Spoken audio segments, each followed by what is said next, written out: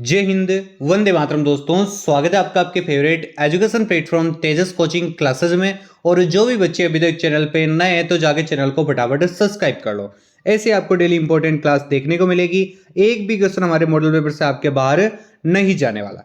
पहले क्वेश्चन है आपका, 7वां भारत जल प्रभाव शिखर सम्मेलन है वे कहाँ पे हुआ था? तो कहाँ पे हुआ था ये पहले बताओ, कब हुआ था? ये हुआ था आपके 15 दिसंबर से 17 दिसंबर 2022 में। कहां पे हुआ था? नई दिल्ली में हुआ था। अगला है, रुक्मणी देवी अरुंडले वो किस नृत्य शैली से संबंध है? किस नृत्य शैली से? सबको मालूम है रुक्मणी देवी अरुंडल का किससे? भरतनाट्यम से। और कौन कौन हो जाएंगे आपके? और आपके सोनल मानसिंह हो गए, मरलानी साराभाई, ये हो जाएंगे। कथकली की बात करें तो कथकली से आपके कृष्णा नायर हो गए, आनंद शिवरामन और शांताराम। कथक की बात करें तो कथक से आपके बिरजू महाराज, लच्छू महाराज, शोभना नारायण। कुचिपुड़ी की बात करें, यामिनी कृष्णमूर्ति, जो कि आपके पूछा जाता है सौपन सुंदरी और राजा रेड्डी। राजा रेड्डी से संबंधित क्वेश्चन आ चुके हैं आपके, राजा रेड्डी और उनकी पुत्री जो राधा रेड्डी है उनसे। अगला है, 1979 में द्वितीय पिछड़ा वर्ग आयोग की अध्यक्षता है वो किसके द्वारा की गई थी? बहुत ही अच्छा क्वेश्चन है, किसके द्वारा की गई थी? 1979 में द्वितीय पिछड़ा वर्ग आयोग की अध्यक्षता है वो किसके द्वारा की गई थी? जो ये आयोग है इसको 1 जनवरी 1979 में मोरारजी देसाई सरकार ने बिहार के पूर्व मुख्यमंत्री कौन थे?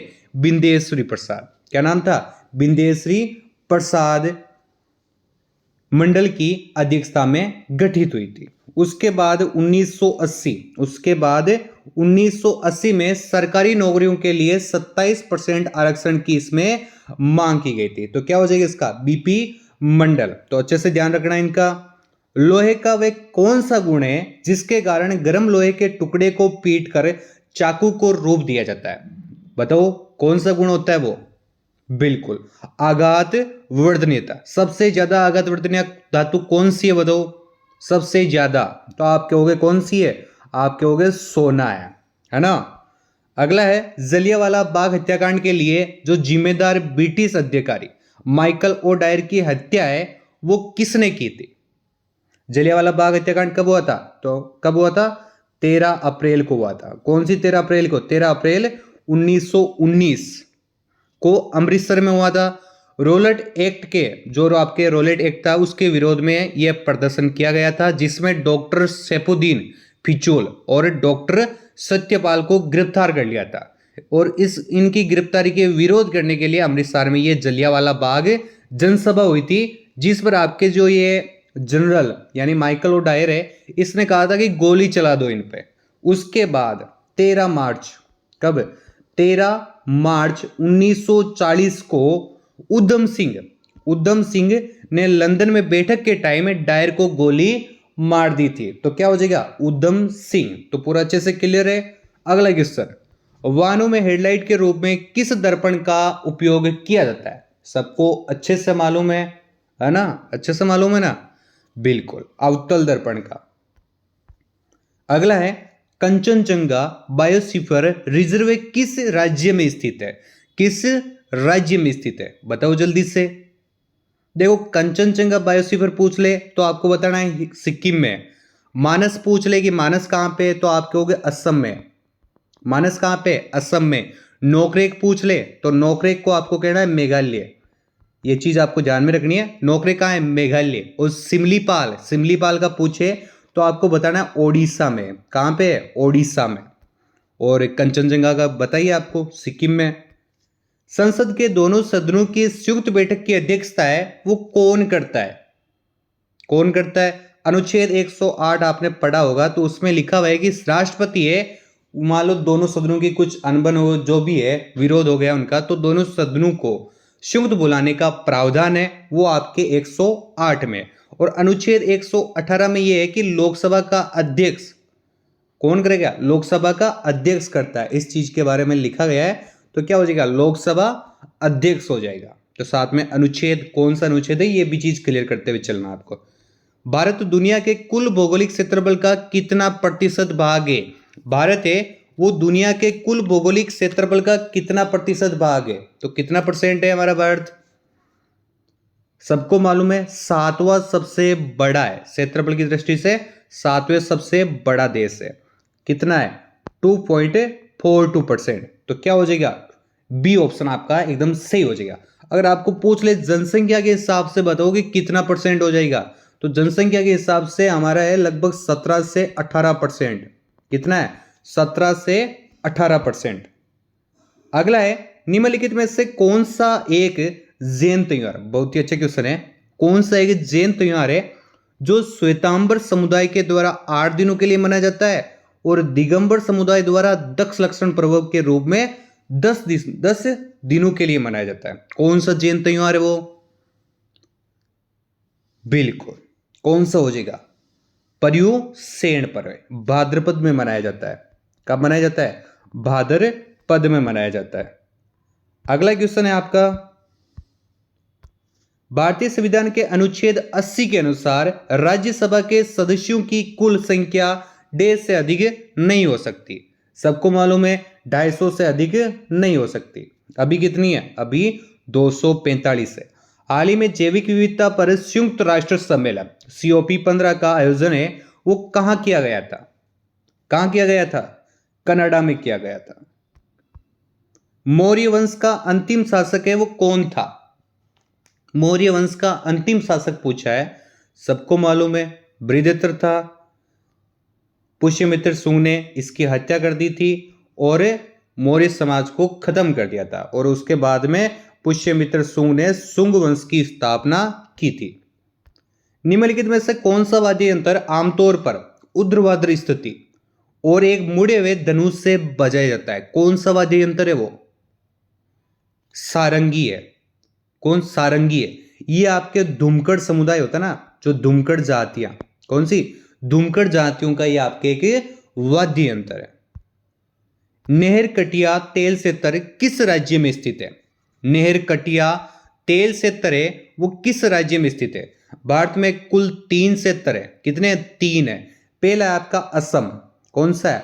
असम का तेल क्षेत्र। दूसरा है आपका गुजरात का तेल क्षेत्र। कौन सा? गुजरात का। तीसरा हो जाएगा आपके अरब सागर के अपतटीय तेल क्षेत्र है।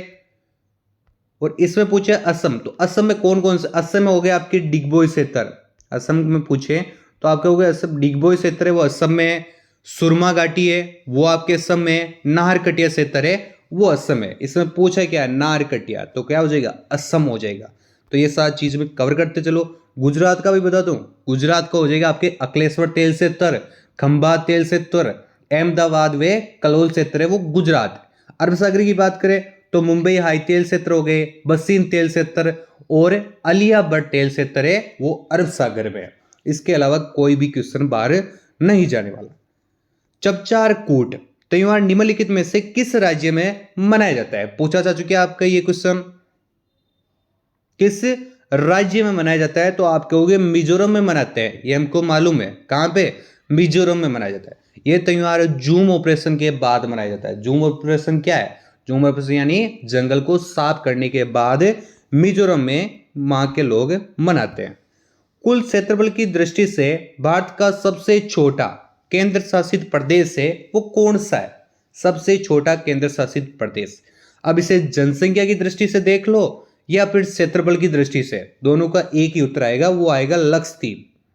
अब ये बताओ क्षेत्रफल की दृष्टि से सबसे बड़ा केंद्र शासित प्रदेश है वो कौन सा है? सबसे बड़ा क्षेत्रफल की दृष्टि से केंद्र शासित प्रदेश कौन सा है? तो आप कहोगे जम्मू कश्मीर है। कौन सा हो जाएगा? जम्मू कश्मीर हो जाएगा। अगला है, निम्नलिखित में से किसे संयुक्त राष्ट्र महासभा के 75वें सत्र का अध्यक्ष चुना गया था? किसे चुना गया था? संयुक्त राष्ट्र महासभा के 75वें सत्र का अध्यक्ष किसे चुना गया था? बिल्कुल, क्या नाम था? वोल्कान बोजकिर नाम था। कहां के? तुर्की के राजनयिक थे। 76वें कौन है भाई? 76वें कौन है? तो आप कहोगे तिजानी मोहम्मद बंदे हैं। कौन है? बंदे हैं। हाँ, बंदे ही है। भारतीय संविधान के निम्नलिखित अनुच्छेदों में से कौन सा राष्ट्रीय अनुसूचित जनजाति जाति आयोग से संबंधित है? कौन सा है जो राष्ट्रीय अनुसूचित जाति आयोग से संबंधित है? वो अनुच्छेद हो जाएगा आपके अनुच्छेद 338, जो कि आपके क्वेश्चन 2020 में पूछा जो चुका है। निम्नलिखित में से कौन सा भारतीय संविधान की 7वीं अनुसूची में राज्य सूची में शामिल किया गया है? कौन सा भारतीय संविधान की 7वीं अनुसूची में राज्य सूची में शामिल किया गया? किसे?